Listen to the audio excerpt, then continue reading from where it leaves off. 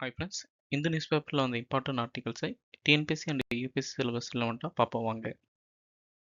First places scene இந்த news map ஆஸ்பெக்டில் start பண்ணலாம். கம்போடியாவும் Thailand issue வந்து ஏற்கனவே நம்ம வந்து நேற்று தான் பார்த்தோம் மேப் பேசிஸில். சரி, அது வந்து ஏஷியன் மீட்டுக்கு அப்புறமும் இஷ்யூஸ் கண்டினியூ ஆகி அப்படின்னு சொன்னாங்க. அதை வந்து பார்ப்போம். இந்த மீட் வந்து 2025 வந்து எங்கன்னா மலேசியாவில் நடந்திருக்கு, அதுவும் ஞாபகம் வச்சுக்கோங்க. தென் ஏஷியன் மெம்பர்ஸை பார்க்கலாம். Myanmar, Thailand, Cambodia, Laos, Vienna, Brunei, Malaysia, Singapore, Indonesia, Philippines. Second ஒன்று வந்து கிரீன்லாந்து வந்து டென்மார்க் வந்து யூஎஸ் வந்து கிளைம் பண்ணக்கூடாது அது மாதிரி சொல்லியிருந்தாங்க. மேப் பீஸில் பார்க்கலாமா? கிரீன்லாந்து இந்த யூஎஸ் வந்து இருக்கும்ல, அது வந்து பிரிக்கிறது வந்து பேப்பன் பே, லேபடான் சி, டேவிஸ் ஸ்ட்ரெயிட் இதெல்லாம் இருக்குன்னு வச்சுக்கோங்க. ஐஸ்லாந்து இந்த பக்கம், அது ரெண்டும் பிரிக்கிறது வந்து டென்மார்க் ஸ்ட்ரெயிட். தென் வழக்கம் போல் எடிட்டோரியல் பார்க்கலாம். நம்ம ஒரு நியூஸ் எடுத்துக்கிட்டால் சிலபஸ், நியூஸ் பேப்பரில் வந்துருக்க இம்பார்ட்டன்ட் பாயிண்ட்ஸ், அது எதாவது மிஸ் பண்ணியிருந்தால் behind the news important points add பண்ணிப்போம். தென் ப்ரீவியஸ் இயர் கொஸ்டினோட என் பண்ணுவோம். வாங்க இன்னைக்கான ஃபஸ்ட்டு டாபிக் போகலாம். இது வந்து ரைட் டு ஹெல்த்தி என்வரான்மெண்ட் ரிலேட்டடாக எட்டு இருந்துச்சு. அது யூபிஎஸ் சிலபஸ்னால் GS2 polity and governance, GS3 environment and disaster management link பண்ணலாம். டிஎன்பிஎஸ்சி எக்ஸாம் எடுத்துக்கிட்டால் paper 3 GS2 unit 1 Indian polity, paper 4 GS3 unit 2 environment கூட லிங்க் பண்ணலாம். First air pollution and health impact என்ன சொல்லியிருந்தான்னு பார்க்கலாம். மேஜர் சோர்சஸ் வந்து air pollution என்னென்னா transport, industry, fossil fuels பண்ணுறது, கன்ஸ்ட்ரக்ஷன், வேஸ்ட்டை பர்ன் பண்ணுறது, அக்ரிகல்ச்சர் தான். எக்ஸாம்பிள் பஞ்சாப் ரீஜனில் அக்ரிகல்ச்சர் கிராப் பர்ன் பண்ணுவாங்களா அது. மேஜர் ஹார்ம்ஃபுல் பொல்யூட்டன் எதுனா பர்டிகுலர் மேட்டர் தான். இது வந்து 2 டைப்ஸாக இருக்கும். PM10, அதாவது 10 மைக்ரான்ஸ் கம்மியாக இருக்கும். இது வந்து லங்ஸ் வந்து என்ட்ரு ஆகும் வரைக்கும். அதே 2.5னா 2.5 மைக்ரான்ஸ் கம்மியாக இருக்கும். இது வந்து லங்ஸில் வந்து டீப்பராக வந்து பெனிட்ரேட் பண்ணுற மாதிரி இருக்கும். நம்ம டீசல் பார்ட்டிகல் வந்து பிஎம் வந்து லெஸ் தென் 1 மைக்ரான் இருக்கும். இதனால் வந்து ஹை டாக்ஸிக்காக இருக்குன்றாங்க. இதனால் வந்து ஏர் பொல்யூஷன் என்னென்ன ஹெல்த் இம்பேக்ட் ஆகுதுன்னா ஸ்ட்ரோக் வருது, ஹார்ட் ப்ராப்ளம், லங் டிசீஸ் வந்து இருக்குது. அது மாதிரி இது வந்து யார் வந்து மேஜராக இம்பேக்ட் ஆகுறாங்கன்னா சைல்டு அண்ட் எல்டர் பர்சன் தான் இது பண்ணுறாங்க. பாலிசி ரெஸ்பான்ஸ் என்ன பண்ணியிருக்காங்கன்னா CAQM வந்து கிரேடர் ரெஸ்பான்ஸ் ஆக்ஷன் பிளான் வந்து அமெண்ட்மெண்ட் பண்ணியிருக்காங்க. இந்த ரேஞ்ச் வந்து 3 to 4 பேஸ் போனால் ஸ்கூல்ஸ் எல்லாம் க்ளோஸ் பண்ணோம் அப்படின்னு ரெக்கமெண்ட் பண்ணியிருக்காங்க. ஆஃபீஸ் டைமும் வந்து சேஞ்ச் பண்ணியிருக்காங்க ரீசெண்டாக. க்ளீன் என்வரான்மெண்ட் அப்படி இருக்கணும்னு வந்து கான்ஸ்டியூஷனும் சரி, சுப்ரீம் கோர்ட் வந்து வேரியஸ் ஜட்ஜ்மெண்ட் சொல்லியிருப்பாங்க. அது வந்து எடிட்டோரியல் சொன்ன இம்பார்ட்டன்ட் பாயிண்ட்ஸ் பார்க்கலாம். First article 21 right to life இருக்கணும்னா அது வந்து right to clean air and water வந்து இன்க்ளூட் பண்ணியிருக்கோம் அப்படின்னு ஒரு சில கேஸ் சொல்லியிருப்பாங்க. அது வந்து Maneka Gandhi case 1978, rural litigation 1985, MC Mehta case 1987 சொல்லியிருப்பாங்க. அது மட்டும் இல்லாமல் directive principles of state policy and duties article 48A state வந்து என்வரான்மெண்ட்டை ப்ரொடெக்ட் பண்ணணும் சொல்லியிருப்பாங்க. அதே மாதிரி 51AGயில் வந்து சிட்டிசனும் வந்து நேச்சரை ப்ரொடெக்ட் பண்ணணும் சொல்லியிருப்பாங்க. இந்த 2 ஆர்டிகளும் ஒரே ஒரு அமெண்ட்மெண்ட்டில் தான் இன்ட்யூஸ் பண்ணாங்க. அந்த அமெண்ட்மெண்ட் என்னன்னு தெரிஞ்சால் கமெண்ட் செக்ஷனில் சொல்லுங்கள் ஃப்ரெண்ட்ஸ். ஓகே, அதுக்கப்புறம் வந்து என்வரான்மெண்ட் ப்ரொடெக்ஷன் ஆக்ட் 1986 இம்ப்ளிமெண்ட் பண்ணாங்க. அதில் என்வரான்மெண்ட்ன்றது ஏர், வாட்டர், லேண்ட், லிவிங் பீங்ஸ் எல்லாமே கன்சிடர் பண்ணுறது தான் என்வரான்மெண்ட் சொல்லியிருக்காங்க. தென் PAL இதில் வந்து என்னென்னா கோர்ட்ஸ் வந்து ஆர்டிகல் 32 அண்ட் 226 யூஸ் பண்ணி என்வரான்மெண்ட் வந்து ப்ரொடெக்ட் பண்ணி ஹியூமன்ஸ் வந்து எல்லாமே நல்லபடியாக இருக்கணும் அப்படின்னு வந்து நிறைய டைம் வந்து அனௌன்ஸ் பண்ணியிருக்காங்க. Environment principle and judicial doctrines, சுற்றுச்சூழல் கொள்கைகள் மற்றும் நீதித்துறை கோட்பாடுகள். அது ஒன்றும் இல்லை மீன்ஸ் நிறைய டைம் வந்து சுப்ரீம் கோர்ட் ஜட்ஜ்மெண்ட் வந்து கொடுத்துருப்பாங்க என்வரான்மெண்ட் வந்து எது மாதிரியெல்லாம் பாதுகாக்கணும்னு. அது என்னென்னு எடிட்டோரியல் சொன்ன இம்பார்ட்டன்ட் கேஸ் பார்க்கலாம் வாங்க. அப்சல்யூட் லைபிலிட்டி, அதை போலியும் கேஸ் லீக் அந்த கேஸில் வந்து என்ன பண்ணிப்பாங்கன்னா இண்டஸ்ட்ரி ஏதாவது ஒரு டேமேஜ் பண்ணால் அவங்க தான் முழு பொறுப்பு எடுத்துக்கணும் அதுதான் சொல்லியிருப்பாங்க. தென் ரெண்டாவது வந்து ப்ரீகாஷனரி பிரின்சிபல், வருமுன் காப்போம்ல அது மாதிரி என்னன்னா டேமேஜ் வரதுக்கு முன்னாடி வந்து ஃபுல்லாக வந்து சயின்டிஃபிக்காக வந்து ரெக்கவர் பண்ணுற மாதிரி இருக்கும். அது வந்து வெல்லூர் சிட்டிசன் வெல்ஃபேர் பவரும் 1996 சொன்ன கேஸில். நெக்ஸ்ட் வந்து பொலிட்டஸ் ஸ்பேஸ், ஏதாவது வந்து இண்டஸ்ட்ரி ஏதாவது எமிஷன் ரிலீஸ் பண்ணால் அதனால் ஏற்படுற டேமேஜ் ஃபுல்லாக அந்த இண்டஸ்ட்ரி தான் வந்து பே பண்ணணும் அப்படின்னு ஒரு பிரின்சிபல்ஸ் வந்து சுப்ரீம் கோர்ட் வந்து சொல்லியிருப்பாங்க. நெக்ஸ்ட் வந்து பப்ளிக் ட்ரஸ்ட் டாக்டரின், அதில் வந்து என்ன சொல்லிப்பாங்கன்னா ஸ்டேட் கவர்மெண்ட் வந்து அதாவது கவர்மெண்ட் ஸ்டேட்னா கவர்மெண்ட் சென்ட்ரலுக்கு ஸ்டேட்டும் எல்லாமே தான் அவங்க வந்து நேச்சுரல் ரிசோர்ஸ் வந்து ஒரு ட்ரஸ்டி பாதுகாப்பாக இருக்கணும் அப்படின்னு சொல்லிப்பாங்க. இது வந்து MC மேத்தா அந்த கேஸில் சொல்லிப்பாங்க. இது வந்து ஆர்டிகல் 21, 39B அண்ட் Cயோட லிங்க் பண்ணியிருப்பாங்க. நெக்ஸ்ட் வந்து காலநிலை மாற்றம், அதாவது கிளைமேட் சேஞ்ச். இது வந்து கிளைமேட் சேஞ்ச் வந்து அதனால் வந்து ஏற்படுற ஆம்சல் பாதிப்பெல்லாம் வந்து ஆர்டிகல் 21 அண்ட் 14 வந்து வயலேட் பண்ணியிருக்கு. அது மாதிரி வந்து MK ரஞ்சித் சிங் கேஸில் வந்து 2024 சொல்லிப்பாங்க. அதனால் வந்து ப்ரொடெக்ஷன் பண்ண வேண்டியது கவர்மெண்ட்டோட நெசசரி ஒன்று, ஃபண்டமெண்டல் ரைட்ஸை ப்ரொடெக்ட் பண்ணணும் அப்படின்னு சுப்ரீம் கோர்ட் சொல்லியிருப்பாங்க. கோர் டிமாண்ட் என்னன்னா கான்ஸ்டியூஷனில் வந்து right to clean and healthy என்வரன்மெண்ட்டும் ஃபண்டமெண்டல் ரைட்ஸும் வந்து மென்ஷன் பண்ணணும் அப்படின்னு எடிட்டோரியில் கம்ப்ளீட் பண்ணியிருந்தாங்க. இந்த டாபிக்லாம் ஒன்றாம் previous question. Which one of the following constituted under environment protection act 1986 2022 கேட்ட question. Central water commission, central ground water board, central ground water authority, national water development agency. Correct answer என்னன்னா சென்ட்ரல் ground water அத்தாரிட்டி. ரெண்டாவது newspaper. India New Zealand வந்து free trade agreement talks போயிட்டு இருந்துச்சு. அதுக்கு relevant ஆனது. யூபிஎஸ்சியில் வச்சுன்னா GS2 international relation, GS3 Indian economic link பண்ணலாம். டிஎன்பிஎஸ்சி எடுத்துக்கிட்டா paper 3 GS2ல Indian polity and IR கூடவும், பேப்பர் 4ல GS3 இந்தியன் எக்கனாமிக் கூட லிங்க் பண்ணலாம். நியூஸில் வந்து இம்பார்ட்டன்ட் பாயிண்ட்ஸ் பற்றி பார்க்கலாம். ஃப்ரீ ட்ரேட் அக்ரிமெண்ட் வந்து as soon as பாசிபிளாக வந்து இம்ப்ளிமெண்ட் பண்ணுவோம் அப்படின்னு சொல்லியிருந்தாங்க. இது வந்து என்னென்ன மெயின் பாயிண்ட்ஸ்னால் டிராஃபிக் ஃப்ரீ, அதாவது சுங்க வரியை வந்து ரெடியூஸ் பண்ணுறது தான் முக்கியமான பாயிண்ட் இருந்துச்சு. இதனால் வந்து என்னென்னா டிராஃபிக் வந்து ரெடியூஸ் பண்ணாதனால இன்வெஸ்ட்மெண்ட் முதலீடு வந்து அடுத்த 15 வருஷத்தில் வந்து சுமார் 20 பில்லியன் வந்து ரீச் ஆகும் அப்படின்னு எதிர்பார்க்கப்படுதுன்னு சொல்லியிருக்காங்க.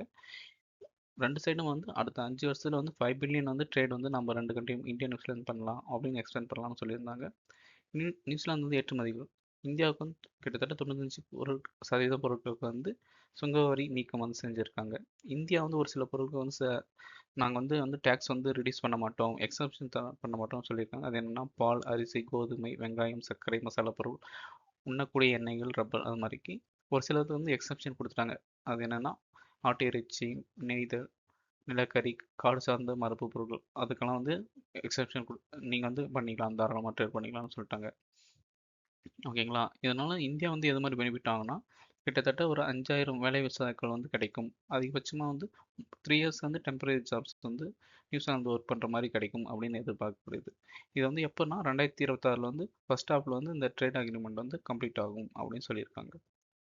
Behind the news. இந்தியா ரீசெண்டாக வந்து ஃப்ரீ ட்ரேட் அக்ரிமெண்ட் வந்து நிறைய கண்ட்ரி கூட சைன் பண்ணியிருக்காங்க. அது எந்தெந்த கண்ட்ரி பார்க்கலாமா. மொரீஷியஸ் கூட 2021 CECPA, UAE கூட CPA வந்து 2022, ஆஸ்திரேலியா கூட ECTA 2022, EFTA அவங்க கூட வந்து 2024-25 பண்ணியிருக்காங்க. UK கூட CETA 2025. ரீசெண்டாக வந்து ஓமான் கூட வந்து பண்ணாங்கன்னு நம்ம நியூஸ் அனலிஸ்ட் கூட பார்த்தோம். இப்போ வந்து நியூசிலாந்து கூட பண்ணியிருக்காங்க. இந்த டாபிக் உள்ள மட்டும் ப்ரீவியஸ் இயர் கொஸ்டின் பார்க்கலாமா. Australia, Canada, China, India, Japan, USA. Which of the above free trade partners among Asians? இது வந்து கரெக்ட் ஆன்சர் என்னன்னா 1, 3, 4, 5. நெக்ஸ்ட் நியூஸ் கிளிப் என்னன்னா PSC sign between Safran group to make advance defence system in India. அது மாதிரி இருந்துச்சு. யூஎஸ் சிலபஸ்னா GS2 IR கூட, GS3 டிஃபென்ஸ் அண்ட் எக்கனாமிக் கூட லிங்க் பண்ணலாம். டிஎன்பிஎஸ்சினா paper 3 GS2 Indian polity, paper 4ல GS3ல இந்தியன் எக்கனாமிக் கூட லிங்க் பண்ணலாம். ஓகே, நியூஸில் சொன்ன இம்பார்ட்டன்ட் பாயிண்ட்ஸ் பற்றி பார்க்கலாம். இந்தியா ஆப்டர் லிமிடெட், இது வந்து டிஃபென்ஸ் பப்ளிக் செக்டார் யூனியன். இது வந்து என்ன மினி ரத்னா கம்பெனி அது மாதிரி இருக்குது. இவங்க வந்து சாப்ரான் எலக்ட்ரானிக்ஸ் டிஃபென்ஸ் ஃப்ரெஞ்சு கம்பெனி கூட ஒரு அக்ரிமெண்ட் சைன் பண்ணியிருக்காங்க. இதனோட எய்ம் என்னன்னா மேக் இன் இந்தியா இனிஷியேட்டிவ் வந்து ப்ரொமோட் பண்ணுறதுக்கு தான். அப்ஜெக்டிவ் மேனுஃபேக்சரிங் வந்து இந்தியாவில் வந்து இம்ப்ரூவ் பண்ணுறதுக்காக. இதில் வந்து 2 சிஸ்டம் வந்து கவர் பண்ணியிருக்காங்க. ஒன்று என்னென்னா Sigma 30N digital ring laser gyro inertial navigation system. Second ஒன்று என்னென்னா CM3MR டைரக்ட் ஃபயரிங் சைட். இதனுடைய அப்ளிகேஷன் பார்த்துக்கலாமா. இந்த 2 சிஸ்டத்தும் சிக்மா என்ன பண்ணுன்னா artillery guns, air defence system, missiles and radars வந்து யூஸ் பண்ணலாம். CM3MR வந்து இது வந்து artillery guns, anti drone roles வந்து யூஸ் பண்ணுற மாதிரி இருக்கும். இம்ப்ளிமெண்டேஷன் IOL நம்ம மினி ரத்னா இருக்குல்ல, அவங்க என்ன பண்ணுவாங்கன்னா மேனுஃபேக்சர் பண்ணுறது, final assembly, testing and quality control, full life cycle support in India, இந்த எல்லா ரோலும் வந்து IOL தான் பண்ணியிருக்காங்க. இதனோட சிக்னிஃபிகன்ஸ் என்னன்னா இந்தியாவிலே வந்து டிஃபென்ஸ் இன்டெலிஜென்ஸ் நம்ம உள்நாட்டிலே உற்பத்தி பண்ணுற மாதிரி இருக்கும். இந்தியா ஃப்ரான்ஸ் வந்து டிஃபென்ஸ் கார்பரேஷன் ஒன்று இம்ப்ரூவ் ஆகிருக்கு. இம்போர்ட் வந்து நம்ம நிறைய வந்து ஆர்ம்ஸ் பண்ணியிருக்கோம்ல, அதை ரெடியூஸ் பண்ணுறதுக்கு இந்த அக்ரிமெண்ட் வந்து ஹெல்ப்ஃபுல்லாக இருக்கும்.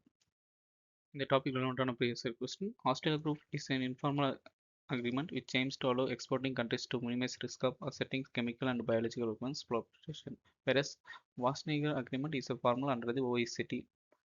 Second, Australia Group compromise Asian, African, North American countries, whereas members of Wassenaar Arrangement predominantly European Union and American continents. Correct answer என்னன்னா ஆப்ஷன் D, neither 1 and 2.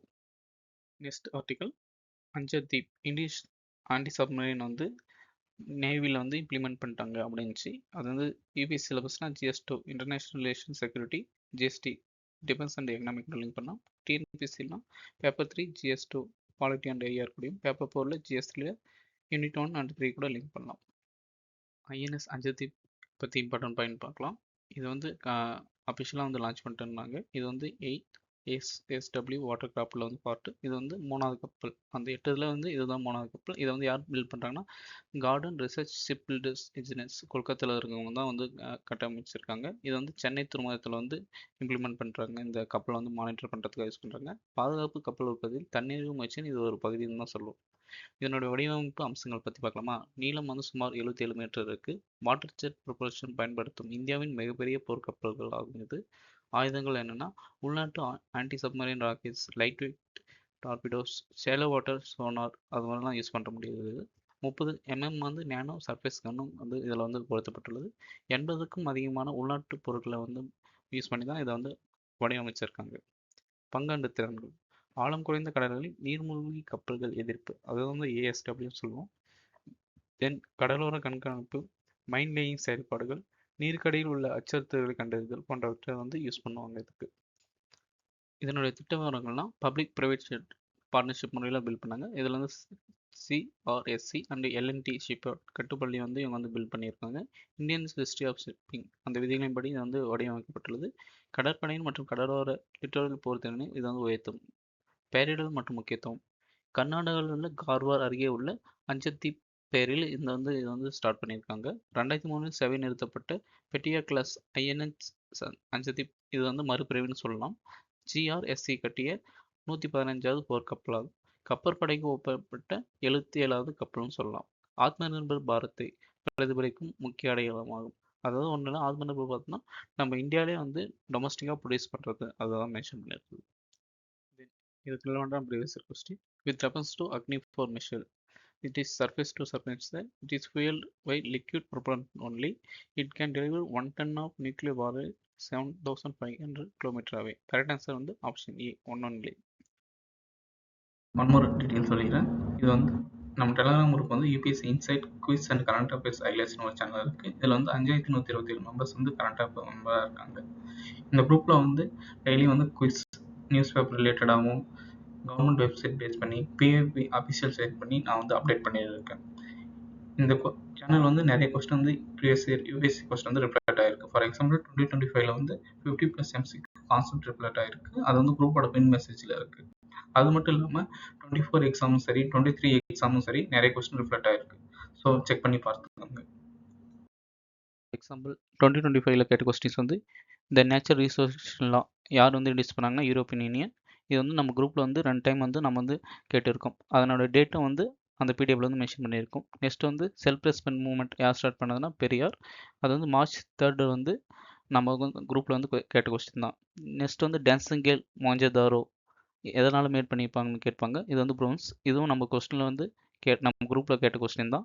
இது வந்து மார்ச் 13, 2025 நீங்கள் வந்து செக் பண்ணி பார்த்துக்கோங்க. மறக்காமல் நம்ம டெலகிராம் சேனலில் ஜாயின் பண்ணியிருக்காங்க. ஜஸ்ட் நம்ம குரூப் அவங்க வந்து எக்ஸாமில் வந்து ரிஃப்ளெக்ட் மட்டும் ஆகலை, clear exam films exam clear பண்ண நிறைய பேர் வந்து பாசிட்டிவாக வந்து ஃபீட்பேக் சொல்லியிருக்காங்க. அதுவும் நம்ம டெலகிராம் குரூப்பில் பின் மெசேஜாக இருக்குது, நீங்கள் செக் பண்ணிக்காங்க. நம்ம குரூப் ஒர்க் வந்து பிடிச்சிருக்குன்னு நினைக்கிறேன். ஸோ யூடியூப் சேனலை மறக்காமல் சப்ஸ்கிரைப் பண்ணிங்க. மறக்காமல் நம்ம டெலகிராம் சேனலை வந்து ஜாயின் பண்ணிவிட்டு ஃப்ரெண்ட்ஸுங்களோட ஷேர் பண்ணிவிட்டு பெனிஃபிட் ஆகுங்க. Thank you friends. நாளைக்கு அடுத்த வீடியோவில் பார்ப்போம்.